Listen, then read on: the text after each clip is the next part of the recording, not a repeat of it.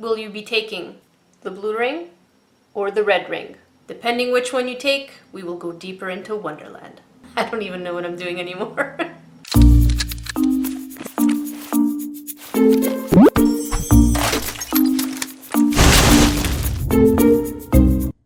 What's up guys? This is Jackie, your Nerdecrafter, and for this week's tutorial, I wanted to make a resin and fake wood ring. So many people have been making these rings, but everyone's been making them with power tools. So for this tutorial, we're going to be making a wood effect with polymer clay. Of course, if you want to see the versions with power tools, I will leave links for them in the description box below. I absolutely love the texture of the top part and how it looks like wood that was broken. For those of you new to my channel, don't forget to subscribe. There are plenty of geeky tutorials to keep you entertained. I upload every week, so make sure you come back to check them out. If you want more cute DIYs, check out the sweeter side. My friend Elise from My Cupcake Addiction opened up a new channel, so check her out and give her much love. If you like this project, don't forget to smash that button. There's absolutely no right way to say the word smash. The full list of everything we're going to be using will be in the description box below, as well as the clay I'm using is from Sculpey. The UV resin you can find at Sophie and Toffee. The first thing we're going to do is the finger ring base, and that's finger space ring base. Yeah. So you're going to cut out a piece and then measure it on your finger. I happen to have found a bottle that is more or less the same size as my sausage fingers. Of course, you can use anything kind of like a can or a glass bottle because clay will not stick to that. So far, so good.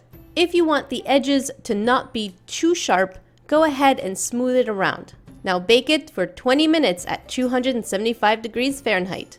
Once baked, you're going to push it off of that bottle. And be careful, and here's the propeller. So ideally, make sure nobody's face was in the way.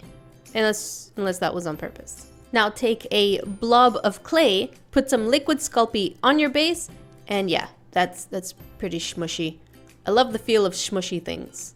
Now you're going to place that hunk of clay, and I don't mean hunk as in... I mean a hunk as in a chunk. Place it on your base until it looks like a beehive type look. Now you're going to place it in the freezer for about 15 minutes. Once it's out of the freezer, it's going to make cutting so much easier. So you're going to cut out the shape that you want for the ring. If I could go back in time, I would definitely make that top part just slightly a bit longer to make the shards look so much cooler. And yeah, this is all the stuff that I shaved off, so don't be shy, guys. Once you're happy with what it looks like, you're going to bake it for 25 minutes at 275 degrees Fahrenheit. Once baked, you're going to mix your mold maker according to package instructions. Some of you asked me where I got the mold maker from. I just got it from any craft store, but you can definitely find it online as well.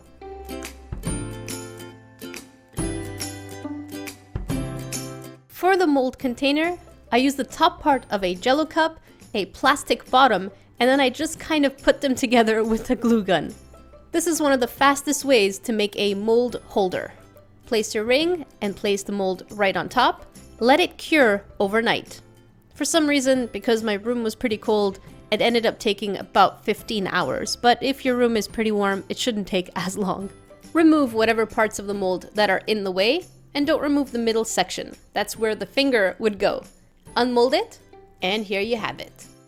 Now to make the wood texture, take a bunch of tan and brown clay, and you're going to smush and stretch them in the same direction each time and then fold it on itself. So you're going to repeat that process until the lines get thinner and thinner and that you're happy with the texture.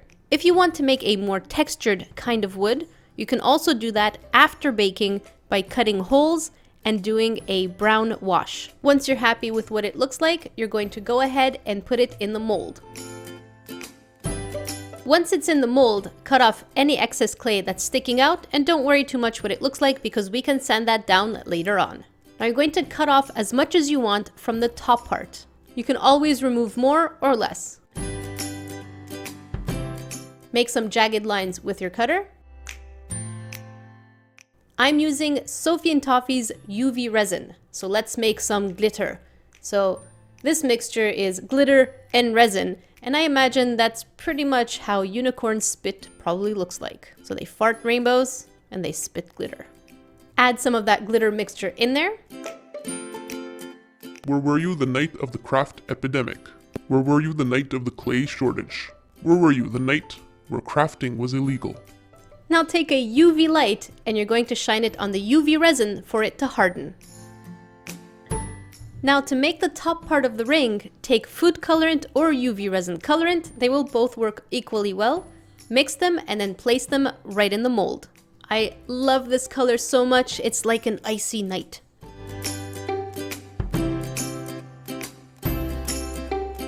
Shine it again with your UV light, or you can put it in a UV light that is for nails. They both work equally well. Now you're going to unmold it, and word of advice, do not unmold it immediately because the UV light actually makes the clay weaker and more likely to break, so be careful with that.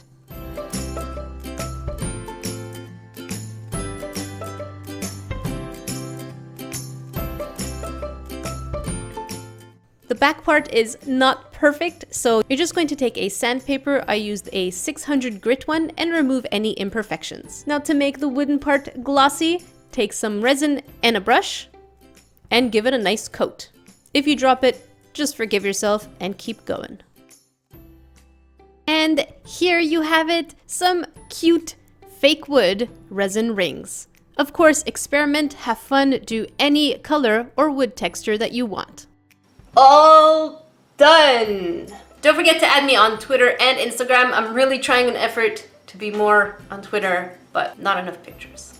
Until then, I will see you guys next week.